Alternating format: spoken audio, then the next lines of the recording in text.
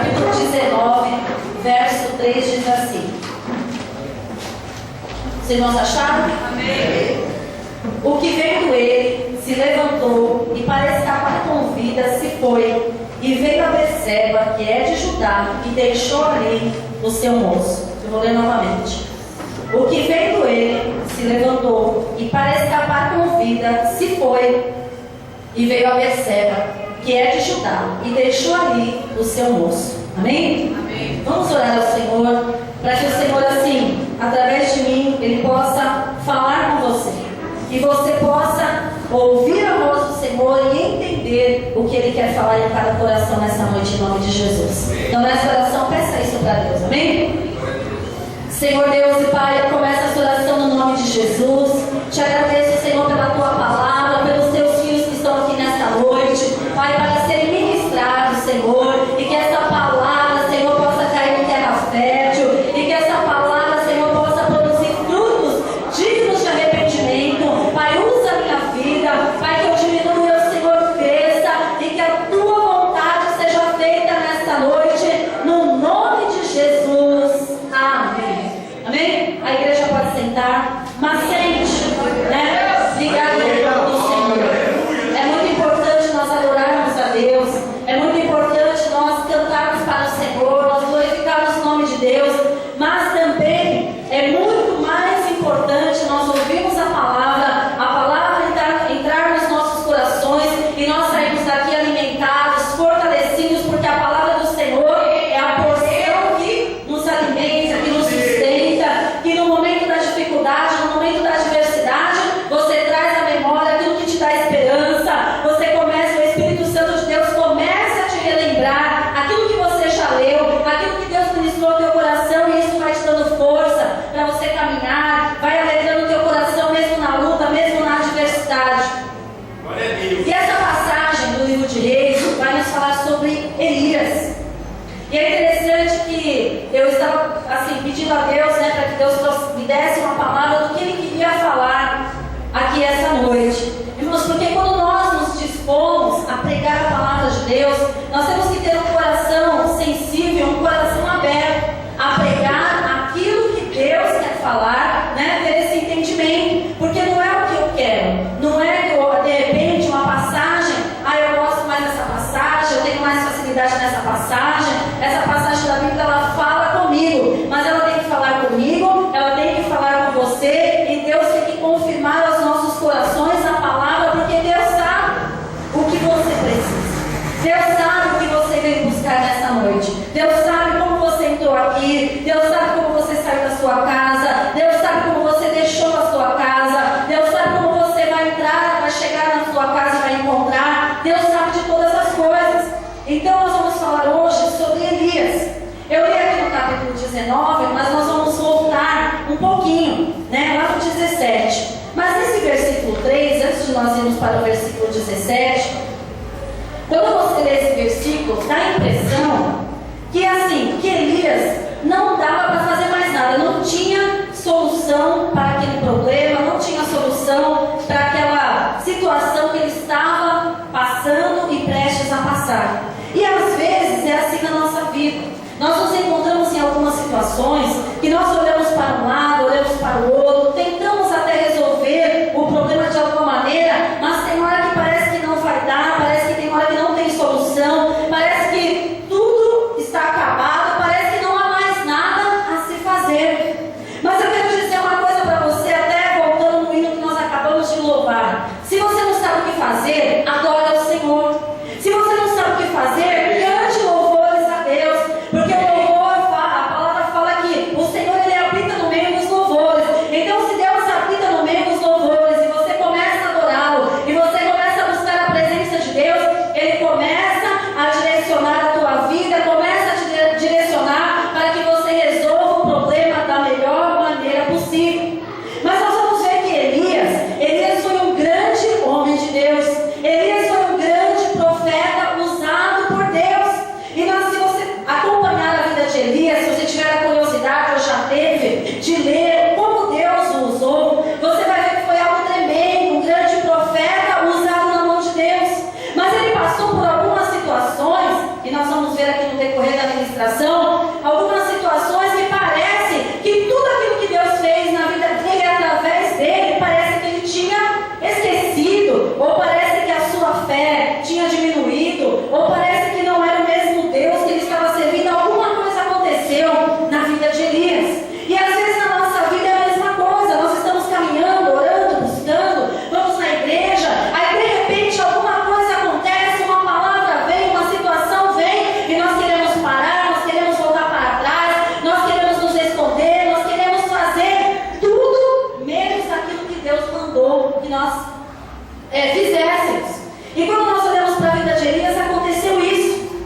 Olha só, no capítulo 17, nós vamos ver aqui que começa a história de Elias, né? Então, existia um rei naquela época de Elias chamado Acabe. Acabe era rei de Israel naquela época, e Acabe fez o que parecia mal aos olhos do Senhor. Acabe fez coisas erradas que entristeciam ao Senhor e que cada vez ele se afastava mais de Deus. Acabe era um rei que deveria servir a Deus. Acabe era um rei que deveria ser obediente a Deus. Mas o que ele fez? Ele fez totalmente ao contrário daquilo que Deus falou. Deus falava naquele tempo que eles não poderiam casar com mulheres estranhas, com mulheres que não fossem da sua linhagem. Acabe foi lá e casou com Jezabel, né? Jezabel era uma mulher má, uma mulher cruel, que mandou matar os profetas de Deus, os profetas do Senhor. E aí o que ela fez? Mandou matar os profetas do Senhor para colocar o culto a Baal, a um demônio, né? Para que todos servissem a Baal. E por causa de Jezabel, né? O rei Acabe acabou servindo a Baal.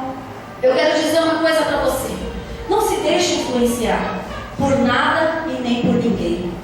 Siga a sua fé. Acabe, se ele tivesse seguido a vontade do Senhor, se ele não tivesse se deixado influenciar e desobedecido a Deus, né, as coisas poderiam ter sido diferentes na vida dele. Mas ele, por causa da Jezabel, ele começou também a praticar o quê? A idolatria. Irmãos, idolatria é você colocar, né, no lugar de Deus, no lugar da adoração, no lugar de você pedir para Ele, no lugar de você confiar somente a Deus, você começa a colocar pessoas, você começa a colocar objetos, você começa a colocar situações na frente de Deus. Isso mostra que nós não cremos nele, isso mostra que nós não temos fé suficiente, começamos a acreditar em outras coisas, em outras pessoas, em outros deuses.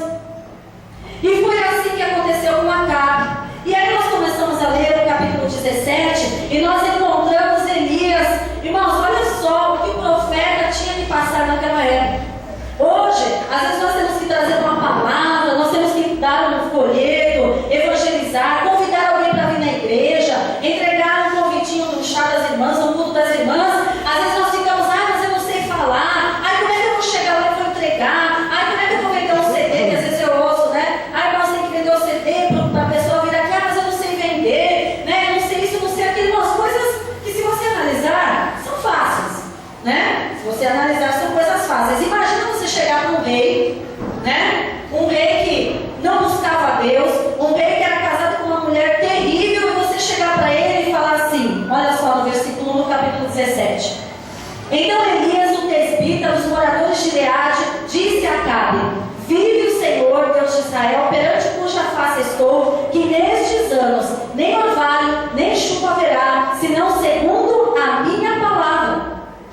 Depois veio a ele a palavra do Senhor, dizendo: vai-te daqui, vira-te para o oriente, esconde-te junto ao ribeiro de Querite, que está diante do Jordão, e há de ser que beberás do ribeiro, e eu tenho ordenado aos corvos que ali te sustente. Então nós começamos a entender, a enxergar o ministério de Elias agora, chegando perante aquele rei mau e falando para ele: Deus falou que a partir de agora não vai mais ter chuva.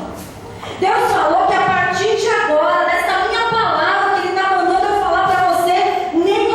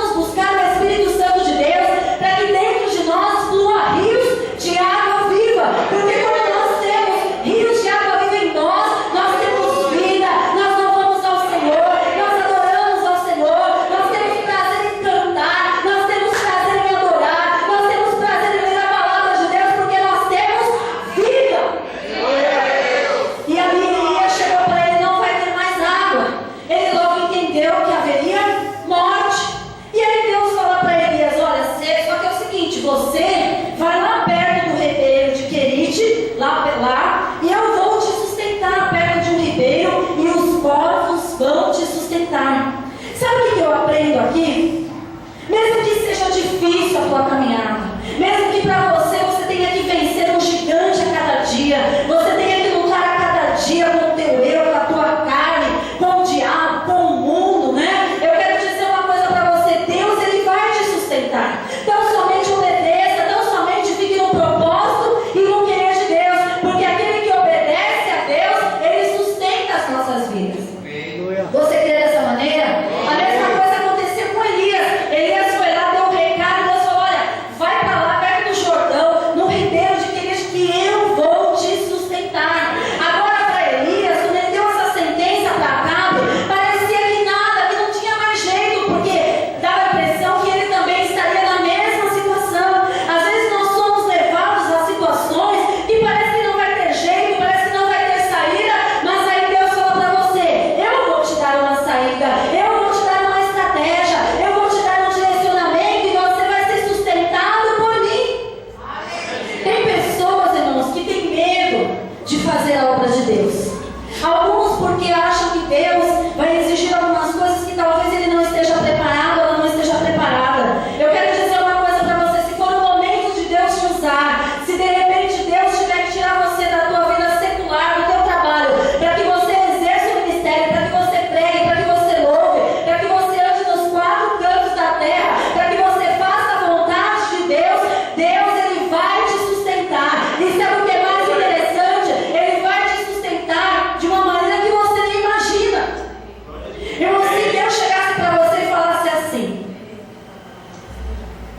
eu vou usar, você vai parar de trabalhar e você vai fazer a minha obra, e eu vou usar o mais pobre da tua família que tem um salário mínimo para te sustentar. O que você fazia? Difícil, né? Aí vem o quê? A fé. Aí vem você acreditar nas promessas de Deus na tua vida. Aí vem você ter a credibilidade de saber que se Deus falou, Ele vai cumprir no nome do Senhor Jesus. Eu tenho um exemplo assim bem simples para vocês imaginarem. Agora, o que os povos tinham a oferecer a eles? Salário mínimo eles não tinham. Estava pior que mesmo salário mínimo. Não tinha salário mínimo, não eram pessoas. Ele não podia chegar para a pessoa e falar: me dá um prato de comida, me dá isso, me dá aquilo. Não, ele tinha que ser totalmente dependente de Deus. E é isso, irmãos, que Deus quer que eu e você aprenda. No momento da dificuldade, no momento que você acha que não dá mais, que agora não tem mais o que se fazer, que você seja totalmente dependente de Deus. Irmãos, o que Elias podia fazer nessa situação? Ele podia somente esperar. Mas nós hoje, nos tempos de hoje, nós temos uma dificuldade imensa de esperar na vontade de Deus.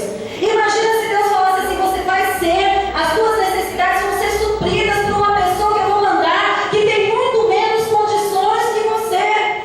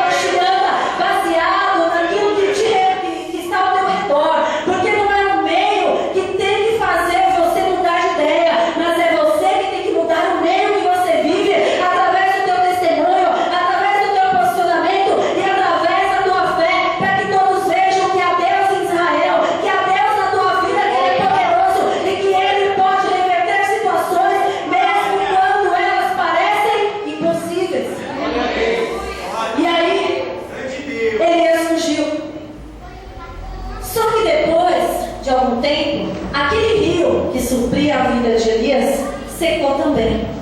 Às vezes é assim na nossa vida. Deus fala algo para nós, nós passamos por uma aprovação, aí Ele dá um escape, assim como deu para Elias. Só que de repente parece que está tudo bem, né? Está tudo mil maravilhas, eu estou trabalhando, aí vem outra prova, né? Quando eu acabei de sair de uma prova, imagina Elias, né? Passou pela prova com Acabe, fugiu, Deus falou que ia ser sustentável, que ele ia ser suprido pelo rio, ali pelo ribeiro, pelos corvos, mas aquele rio também secou.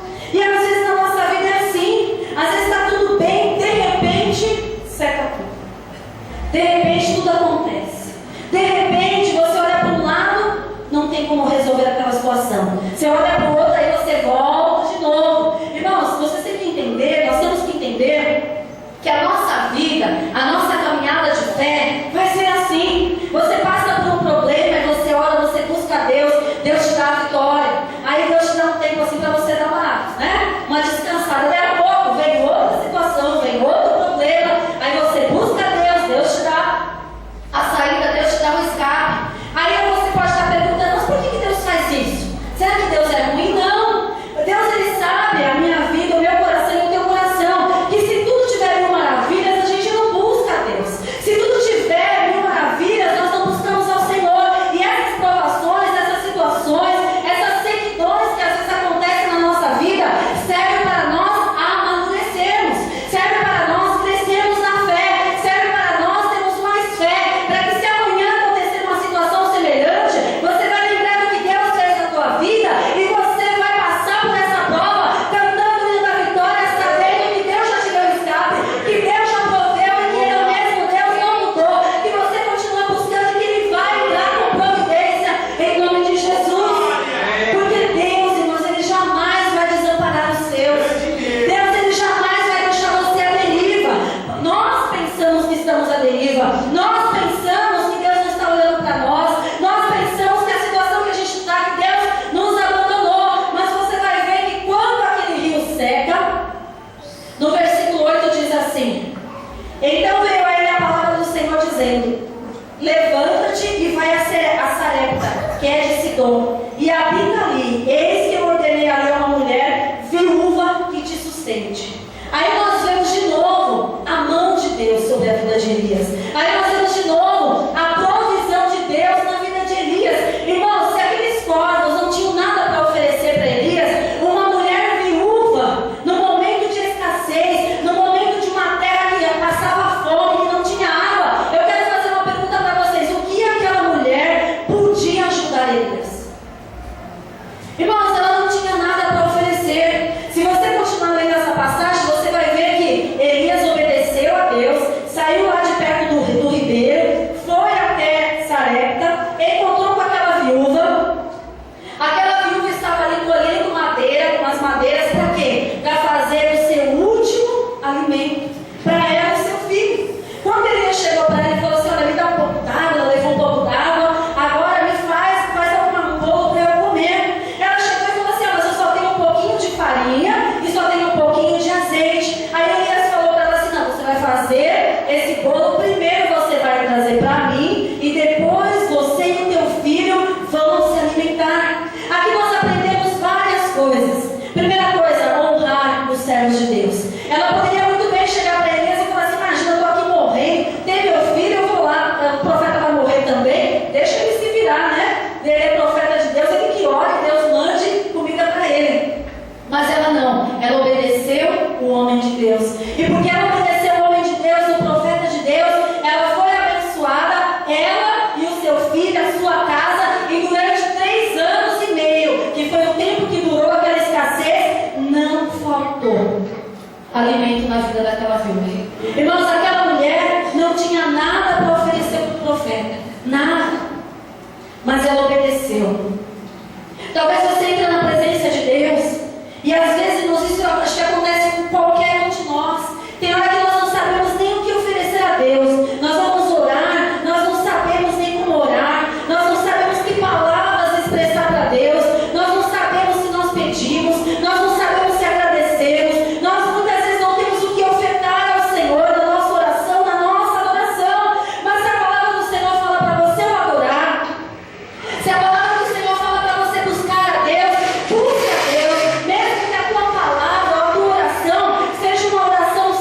simples, né? Pequena, como foi a oração de Jabes.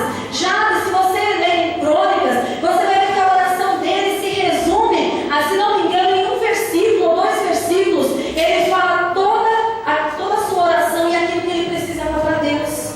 E depois nós vamos ver na sequência que Deus responde a Jabes de acordo com aquilo que ele pediu. Então, irmão, se a tua oração é de coração, se a tua oração é sincera, se você entra na presença de Deus, às vezes você não sabe nem como orar, você não sabe o que ofertar ao Senhor, quebrante o seu coração, porque a palavra de Deus fala que o coração quebrantado e contrito, Deus não despreza. Então, se você entrar diante dele e colocar para fora aquilo que você está sentindo, aquilo que você está passando, as suas frustrações, as suas decepções, as suas lutas. Ah, mas pastora, mas Deus não sabe o que eu estou passando. Ele sabe muito bem o que você está passando, o que você já passou e o que você vai passar. Mas Ele quer que você dependa dEle. Ele quer que você se mostre dependente de Deus, de apresentar a Ele os teus problemas, as tuas lutas e as tuas adversidades. Deus, Ele é provedor de todas as coisas. Deus usou os povos, Deus usou aquela mulher viúva. Se você olhar naturalmente falando, irmãos, não tinha como ele ser solução para a vida de Elias. Talvez Deus tenha te apresentado alguma solução para um problema nesses dias. Só que você olhou para essa solução do problema e você não deu muito crédito. Talvez você tenha pensado assim: como eu vou resolver esse meu problema com isso? Como eu vou resolver o meu problema dessa maneira, com essa coisa tão simples, ou com tão pouco dinheiro, ou com essa pessoa? Mas eu quero dizer uma coisa para você, que você está servindo Deus no impossível. Às vezes, irmãos, até uma maldição que é lançada sobre as nossas vidas, Deus transforma em bênção, em nome do Senhor Jesus, porque podem falar, podem desejar, pode acontecer o que for, mas se você está na presença de Deus, né, o Senhor te guarda, o Senhor te livra, o Senhor sustenta a tua vida no nome de Jesus, e tudo mal, toda malignidade cai por terra, porque Deus está no controle de todas as coisas. E aí, de onde você menos espera, Deus vai entrar com provisão. Talvez essa semana, talvez você veio hoje aqui e pediu para Deus, ou nessa semana você orou para Deus, que você precisava que Deus entrasse com provisão na tua vida em alguma área. Eu quero dizer uma coisa para você: confie, porque de onde você menos espera, de onde você menos pensa, Deus vai entrar com a provisão em nome de Jesus. É assim que Deus faz. Aonde não tem, Deus faz ter. Aonde não pode, Deus faz acontecer. Aonde não existe, Deus traz a existência. Irmãos, é esse Deus que você está servindo, porque na obediência Deus dá a provisão.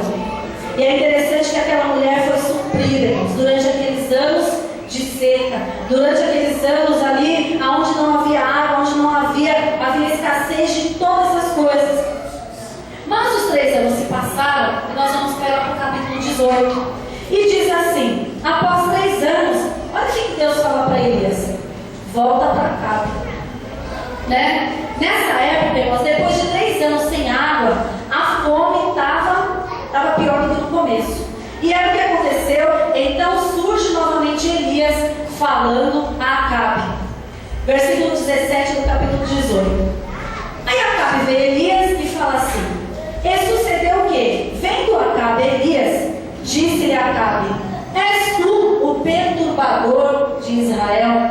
Irmãos, como é difícil você fazer a vontade de Deus, você pagar o preço, você procurar andar nos caminhos do Senhor, você procurar fazer tudo e as pessoas ainda acham, né, que você não é aquilo que você diz ser. Difícil, né? Você fazer de tudo. Você vem na igreja, você busca uma vez, irmãos, logo no comecinho da minha fé, eu não faltava no culto, era participativa na igreja, fazia um monte de coisa, né? Cantava nos jovens, cantava no coral, cantava aqui, cantava ali, participava da oração, e cantava no que tinha lá na igreja, participava, fazia, e um dia eu estava na igreja pagando preço de domingo, eu ia 10 horas da manhã para a igreja, eu, a pastora Daniela, devia ter 1 ano de idade, a gente ia 10 horas da manhã para a igreja, chegava 11 horas da noite em casa, ficava o dia inteiro lá que tinha ensaio disso, ensaio daquilo, não morava perto da igreja, a gente sempre morou na Lapa, congregava no Imirim, não tinha carro, né? Era de ônibus, não tinha bilhete único, tinha que pagar 2 conduções e tinha que andar 20 minutos a pé. Então assim, irmãos, quando você quer, você faz acontecer, né? E aí o que acontece? Eu ia, nós íamos, buscávamos a Deus, adorávamos a Deus. Um dia eu fui obrigada a ouvir da minha mãe que era tudo fachada. Esse negócio de igreja é tudo fachada, tudo mentira. Irmãos, é muito difícil isso. Porque você está na sinceridade, você abre mão de tudo, você busca a Deus, você está de coração inteiro, né? De interesse de coração. Aí você olha, isso é tudo fachada, e nada, né? Aí ela falou, eu preciso de macumba, né? Acho que eu fiz isso, né? Você vai fazer conceito de macumba. Eu falei, mãe, não vou, isso é mentira. Não sei o quê. Aí o que eu fiz? Fechei minha boca, né? Porque quem sabia da verdade era Deus. Era para Ele que importava. Então eu fiz a minha parte e continuei buscando a Deus. E continuei adorando a Deus. E Elias aconteceu a mesma coisa. Elias fazendo a vontade de Deus, Elias obedecendo a Deus, e aí Acabe chega para ele assim, você é um perturbador. Você que trouxe a fome sobre Israel. Você que trouxe todo esse mal sobre o povo. Está vendo essa aprovação que a gente está passando, né? Isso não está na Bíblia, eu estou falando. Essa aprovação que nós estamos passando, você é culpado. Aí Elias, né? Acabe jogou na cara de Elias que ele era culpado de tudo aquilo que estava acontecendo. Mas, né? Na realidade, quem era culpado era o rei Acabe. Por que ele era culpado? Lembra que eu falei no começo que Acabe era rei de Israel? O que ele tinha que fazer? Ele tinha que servir a Deus, ele tinha que buscar a Deus, ele tinha que adorar a Deus, ele tinha que cultuar a Deus, ele não podia casar com mulheres estranhas. Ele fez totalmente ao contrário daquilo que Deus falou para ele fazer. Então, se aquela sequidão estava acontecendo ali, se aquele problema estava acontecendo, a culpa era de Acabe.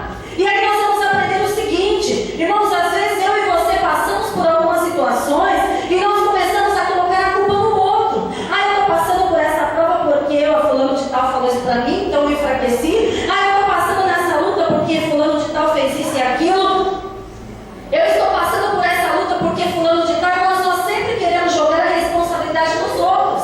Só que nós temos que parar e pensar nas nossas atitudes, na maneira que nós pensamos, na maneira que nós agimos, porque muitas vezes nós estamos passando por dificuldade, consequência dos nossos próprios atos. E ali Acabe jogou a culpa em Elias, mas na verdade quem era o verdadeiro culpado era o rei Acabe, né? Elias então ele fez o seguinte, ele mandou juntar, né, todos os profetas que existiam na época.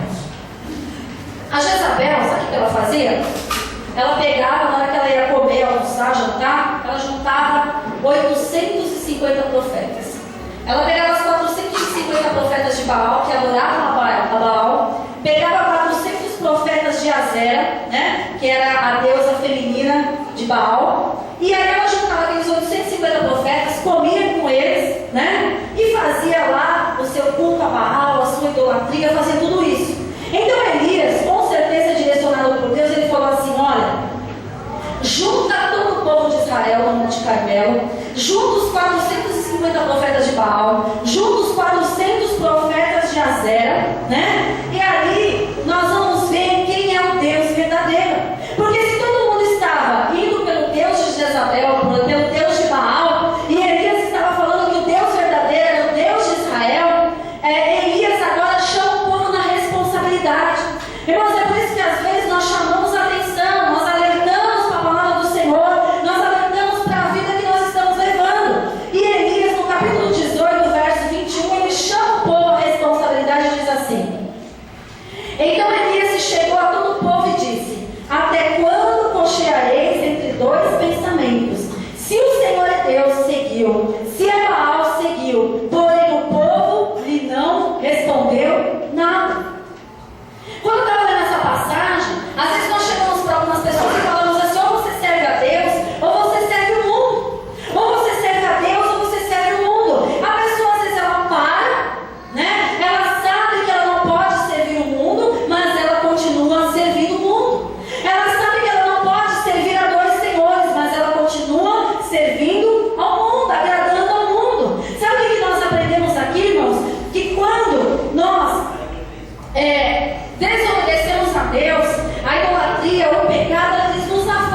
Deus. E o nosso discernimento é afetado. A coerência é afetada. Então, quando chega para você e fala assim: olha, deixa esse mundo que você está levando, essa vida que você está levando no mundo, deixa essa situação que você está no mundo, a pessoa até sabe que ela está errada.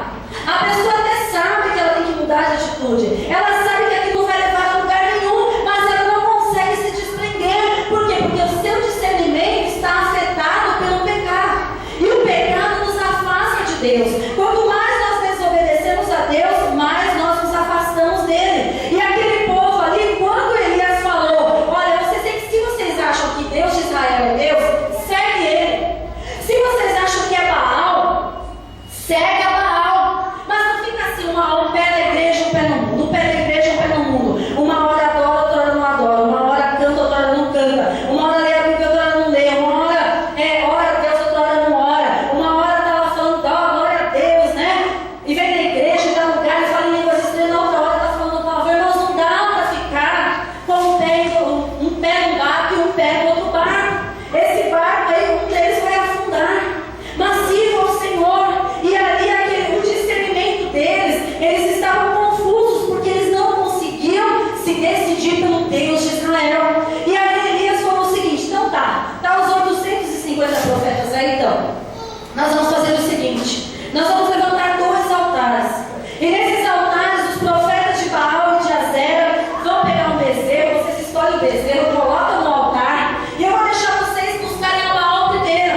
E quem receber o sacrifício, né? Quem responder o sacrifício com fogo, esse é o Deus verdadeiro. Irmãos, aqueles 850 profetas, eles colocaram aquele animal, prepararam o holocausto, fizeram de tudo e começaram a clamar a Baal, começaram a pedir a Baal: olha, Baal vem, né? Baal recebe a nossa oferta. Baal, começaram a se cortar, né? Se autoflagelavam para ver se o Deus Baal atendia a oração deles. E eles ficaram bastante tempo clamando a Baal e nada acontecia. É isso que acontece quando nós não buscamos a Deus, nada acontece. E Elias, né, só olhando, Elias ainda foi sarcástico. Elias ainda foi irônico com eles. Olha, talvez ele esteja ocupado, né? Por isso que ele não está ouvindo vocês. Talvez ele foi viajar. Talvez ele está resolvendo outras coisas e não pode atender vocês. Ele foi irônico com aqueles 850 profetas. Mas depois que eles terminaram a sua invocação ali e nada aconteceu, Elias mandou preparar o holocausto. Elias colocou o bezerro lá no altar. Elias mandou preparar a lenha. Elias mandou ainda jogar 3 vezes água em cima daquele holocausto. Irmãos, com certeza com água não queimaria, né? E aí o que aconteceu? Elias orou, né? E o Senhor recebeu aquela oferta. E aí, aqueles que antes estavam em dúvida, aqueles que antes não se posicionaram para servir o Deus de Israel, começaram a falar: só o Senhor é Deus. Só o Senhor é Deus. Só o Senhor é Deus. Eu quero dizer uma coisa para você: se você adorar verdadeiramente ao Deus de Israel, em todas as circunstâncias, em todos os momentos, em todas as áreas da tua vida, você vai declarar: só o Senhor é Deus. Só o Senhor é Deus. Só o Senhor é Deus. Só o Senhor é Deus, porque Ele é Deus poderoso e não há outro além dele. E aí o que acontece? Elias vence sozinho. Ele vence 850 profetas. E aí nos mata, né? Acaba com aqueles profetas de Baal. E aí onde eu quero chegar com vocês? Tem um hino da Damares, que até a gente vai ensaiar com as irmãs, que fala que você com Deus é maioria. Adiantou ter 850 profetas de Baal? Mas Elias sozinho venceu todos aqueles profetas. Eu quero dizer uma coisa para você: independente do que você esteja passando, independente de quantas pessoas se levantem contra você, independente da quantidade dos seus inimigos, maior é Deus na tua vida. Você com Deus é maioria.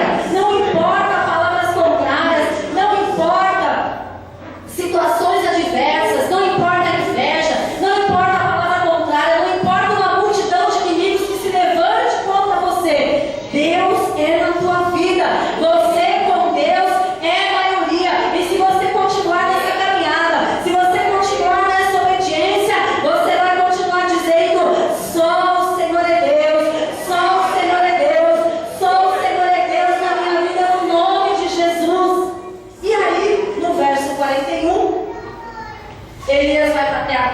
fala assim: Acabe, sobe depressa, para que a chuva não te pegue. Olha, vai chover de maneira abundante. Passaram-se 3 anos e meio daquilo que Deus falou. E ele chegou para cá: corre, porque a chuva vai descer. Vai vir chuva dos céus, para que não te pegue no caminho. E aí Acabe correu, foi, né? E aí, Elias fica na prova de novo. Você está na prova de novo? Deus vai te dar vitória, como deu das outras vezes, como deu a Elias. E aí Elias falou para Acabe: Deus mandou falar que vai chover. Aí Elias falou assim para o menino, o rapaz que ajudava ele: olha, sobe lá no monte e vê se tem alguma nuvem, se tem áreas de chuva. O moço subiu uma vez, nada. O moço subiu 2 vezes, nada. O moço subiu 3 vezes, nada. Quantas vezes você está orando e não teve resposta? Ele subiu 4 vezes. O que aconteceu? Nada. Ele subiu 5 vezes? Nada. Ele subiu 6 vezes? Nada. Ele subiu a 7ª? Glória a Deus. Eu vejo uma pequena nuvem do tamanho da mão de um homem. Mas irmãos, uma nuvem do tamanho da mão do homem vai trazer uma tempestade? Naturalmente falando, não. Mas quando Deus age, Ele age no sobrenatural. E daquela pequena nuvem, Deus fez uma grande tempestade. Deus fez chover novamente naquela terra que estava seca. O que nós aprendemos com isso? Que talvez aquilo que você tem recebido, aquilo que Deus tem te mostrado pode ser pequeno, mas Deus ele vai tornar aquilo que é pequeno em algo grande. Deus ele vai fazer de uma maneira que se multiplique. Que talvez você olhe assim: não, dessa nuvem, dessa porta de emprego, dessa situação não vai sair nada. Não, olha, não dá, porque está escasso. Imagina como uma nuvem tão pequena vai vir uma tempestade. Mas Deus é o Deus da multiplicação. Deus é o Deus do sobrenatural. Deus é o Deus que age aonde o homem olha e fala que não dá, mas Deus fala que dá. Aleluia. Em nome de Jesus. E aí, para encerrar, aconteceu tudo isso. Acabe volta para casa. Acabe fofoqueira. Chegou para Jezabel: nem te conto o que aconteceu. Aí ela: o que aconteceu? Elias fez uma prova lá com os profetas, dos teus amiguinhos, né? Que comem a mesa com você. Ele fez uma prova lá com eles. Eles perderam porque Baal não respondeu, matou todos eles. Pensa numa mulher que ficou brava. Pensa numa mulher que ficou irada. Ah, ele fez isso com os profetas? Manda um recado para ele. Mandou chamar uma pessoa e falou assim: olha, fala para Elias o seguinte. Você pensou que a prova do Elias tinha acabado? Ele entrou numa prova. Olha, fala para Elias que amanhã, por esta hora, ele vai estar morto. E sabe o que me chama a atenção aqui? Elias passou por tudo isso. Elias viu descer fogo do céu. Elias viu descer água, manancial de água do céu. Elias viu Deus agir na vida dele tremendamente. Elias sozinho acabou com 850 profetas, né? E aí, quando uma mulher se levantou com uma palavra contra a vida dele, Elias fugiu. Elias ficou com medo. E é interessante quando você vai ler o capítulo 19, você vai ver que Elias, né, ele fugiu com medo daquela palavra de Jezabel. E ele fala assim, olha, no versículo 4 do capítulo 19. E ele se foi ao deserto, caminho de um dia, veio, se assentou debaixo de um zimbro, pediu em seu ânimo a morte e disse: já basta, ó Senhor, toma agora minha vida, pois não sou melhor do que meus pais. Deitou-se e dormiu debaixo de um zimbro, e eis que então o anjo tocou e disse: levanta e come.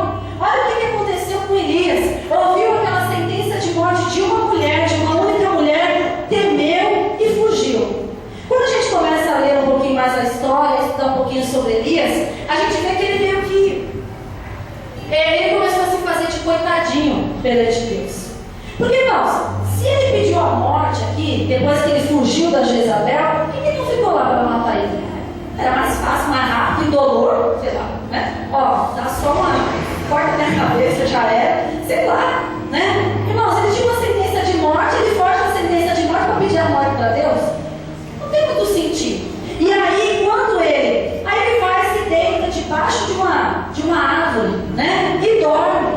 Irmãos, uma pessoa que estava ali agoniada, que estava angustiado, ele vai ficar dormindo, né? Ele ia pedir misericórdia a Deus. E às vezes nós somos assim. A casa está caindo, o problema está vindo, a situação está se colocando de uma maneira terrível, né? Em vez de nós buscarmos a Deus, nós ignoramos o fato, né? Nós ignoramos o fato. Mas nós não podemos ignorar o fato, mas nós temos que buscar a Deus.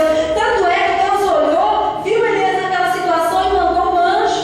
Sabe quando você deita na tua cama, aquele problema, aquela situação, aquela luta, e você fala, não vou nem orar porque não adianta. Aí o anjo vem te dá um cutucão de noite, você rola para um lado, você vira para o outro, você não consegue dormir. Você vira para cá e você fala, Deus, mas eu tenho que trabalhar amanhã cedo. E você vira para um lado e você vira para o outro e você não consegue dormir. Eu falo, porque isso acontece comigo. Enquanto eu não desço, aí eu tento orar, né? Deitado, né? Aí Senhor, aí você deita de barriga para cima, ora, o sono não vem. Aí você vira para o outro lado, você ora, o sono não vem. Aí você vira para o outro lado, Deus, tá bom. Aí eu desisto, né? Aí eu vou escorregando pela cama, né? Nossa, 3 horas da manhã, 4 horas da manhã, não é fácil. Aí você escorrega assim, pela cama, né? Aí você ajoelha, né? Aí você ora, Senhor, tem misericórdia da minha vida, me ajuda. E você vai falando com Deus, quando você volta para a cama, você dorme, né? Então, Deus mandou um anjo para dar um chacoalhão em Elias. Ó Elias, levanta, come. E ele olhou, e eis que a sua cabeceira estava um pão cozido sobre as brasas e uma botija de água. E comeu e bebeu e tornou-se a deitar. Será que a gente faz assim? Deus cutuca a gente para você orar. Aí no outro dia você tem que orar de novo. Aí o que você faz? Você dorme de novo. Aí fica na prova, não sabe por quê. E aí ele comeu, agora eu tô com a barriga cheia, né, Diego? Barriga cheia, tô bem, né? Não tô passando mais, só vou dormir de novo. Crente acomodado, né? Crente preguiçoso. Crente que qualquer problema quer deitar e dormir, quer esquecer, quer fugir do problema. E o anjo do Senhor de novo, pela segunda vez, tocou em Elias e disse, levanta-te, come, porque muito comprido será o teu caminho. Sabe por que você precisa se alimentar da palavra de Deus? Porque grande é o caminho que Deus tem preparado para você. Sabe por que você tem que buscar a Deus em oração? Porque grande é a tua caminhada na face da terra. Sabe por que você tem que estar suprido de Deus, do Espírito Santo de Deus? Porque grande é a tua caminhada na face da terra. Então adora o Senhor, né? Glorifique ao Senhor, busque a Deus, para que o Senhor te abençoe, para que o Senhor te guarde, para que o Senhor te sustente na tua caminhada. E quando vier as Jezabéis da vida, quando vier as tempestades da vida, quando vier os acalos da vida, você possa estar firme e forte, cheio do poder de Deus, para que você vença em nome de Jesus. E na continuação, depois você vem em casa, você vai ver que Elias comeu, bebeu, e com a força daquela comida, ele caminhou 40 dias e 40 noites até Horebe, no monte de Deus, né? E aí, Deus falou para ele, vai no monte, vai pro monte. Mas sabe para onde Elias foi? Para a caverna. Né? Aí Deus falou, Elias, o que você está fazendo aí? Às vezes Deus ele faz essa pergunta e a gente nem percebe, né? Porque na sequência aqui do versículo, Elias ouviu um terremoto, pensava que Deus estava no terremoto. Elias ouviu, né? Viu um vento fogo, pensou que Deus estava no fogo. Elias ouviu um vento forte, pensava que Deus estava naquele vento forte. E às vezes nós esperamos Deus agir da maneira que nós achamos que Ele tem que agir. Só que Deus não estava no vento, não estava no fogo, não estava no terremoto, mas estava numa brisa suave. É assim que Deus trabalha. E depois de tudo acontecer, você acha que Elias saiu da caverna? Ele foi para a porta da caverna, né? Ele foi para a porta da caverna, até ele entender. Deus falou com ele novamente, até ele entender, né, que Deus tinha uma grande obra na vida dele, no nome de Jesus. E sabe qual era a obra? Depois de tudo isso que Elias tinha que fazer, Elias tinha que sair dali, voltar para a cidade, ungir a Azael, né, rei da Síria. Ele tinha que ungir Jeú, capitão do exército de Jezabel, como rei de Israel no lugar de Acabe. E ele tinha que ungir Eliseu, profeta, no lugar dele. Então, irmãos, quando você pega de trás para frente, né, era bom se a gente soubesse o que Deus já vai fazer lá na frente. Porque aí você sabe qual é a resposta que Deus vai fazer, você vai voltando ao contrário, né? Você vai vindo, não, mas Deus já falou que vai fazer assim, eu já vi o que vai acontecer. Só que a gente não sabe, mas a gente tem que crer. Então é mais difícil de você exercitar a tua fé, é mais difícil de você praticar a tua fé, porque você tem que crer naquilo que você não viu, você tem que confiar naquilo que ainda não aconteceu. É aquilo que o pastor falou, é a fé, é o firme fundamento daquilo que você não vê, mas você crê que vai acontecer.